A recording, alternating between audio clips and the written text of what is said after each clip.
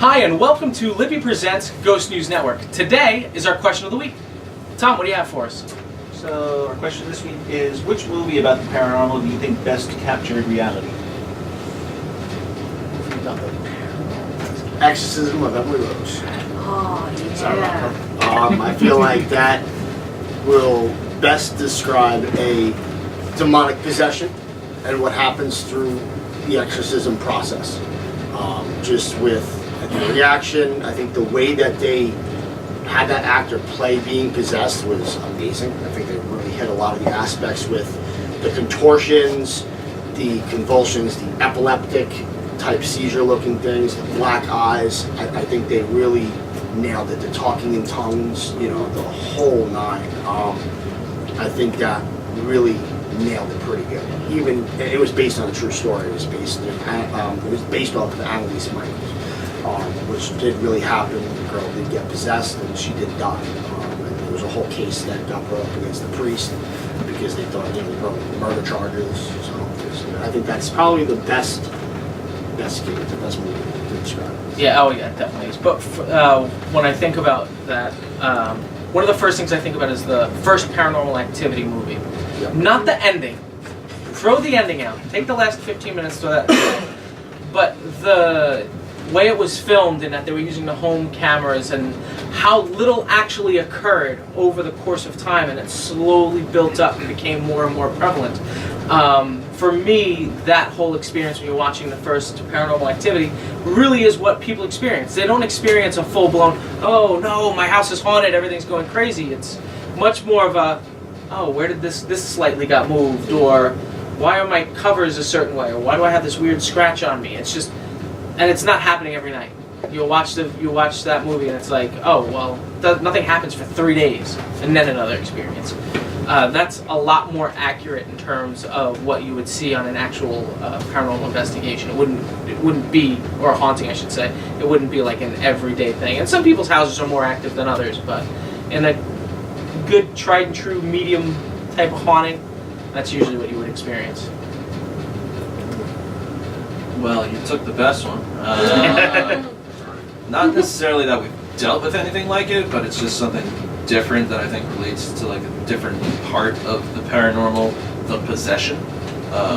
Dybbuk box, popular nowadays, but it deals with Judaism and a different side of things, and that's how you have to go about it when you're doing this type of stuff most of the time.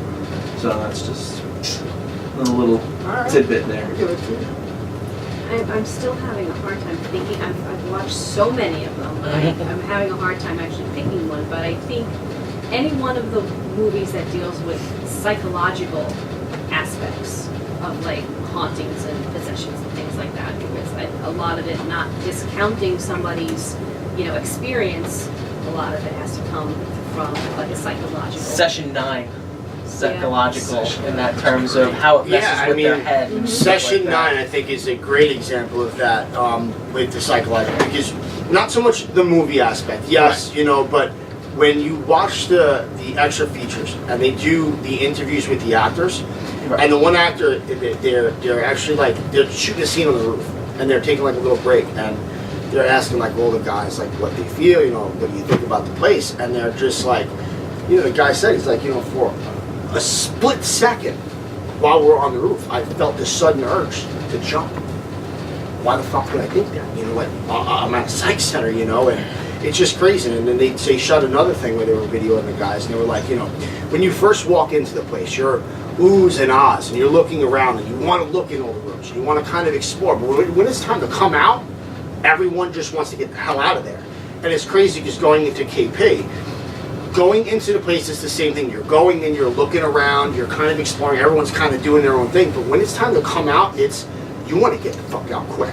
And I don't know what it is, but I related to that. It's like, it kind of mind fucks you. It's like all of a sudden everything hits you where you are, and it's like, you shouldn't really be here right now, so.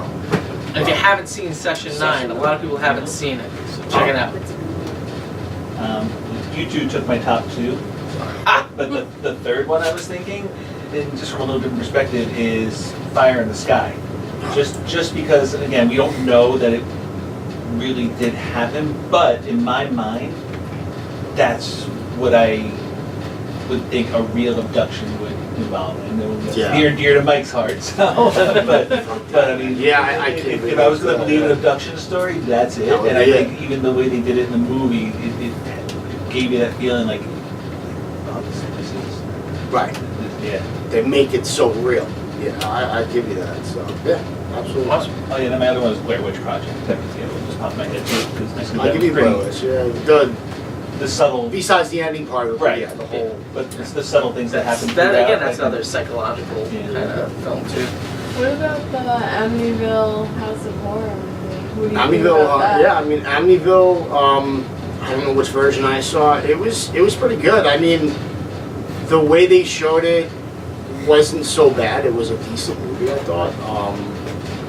There's so many different stories to what happened there, so you're getting one person's point of view instead of what really happened. So, Yeah. but I think you got the one person's point of view that what they Yeah. felt happened. So, but yeah. Awesome. All right, so thank you guys very much for joining us on this latest edition of Ghost News Network. If you haven't yet, give this video a like, comment, share, and subscribe. And you can also click the little notification bell to know when all of our content is being uploaded to YouTube. So thank you guys again for joining us, and until next time, take care, guys.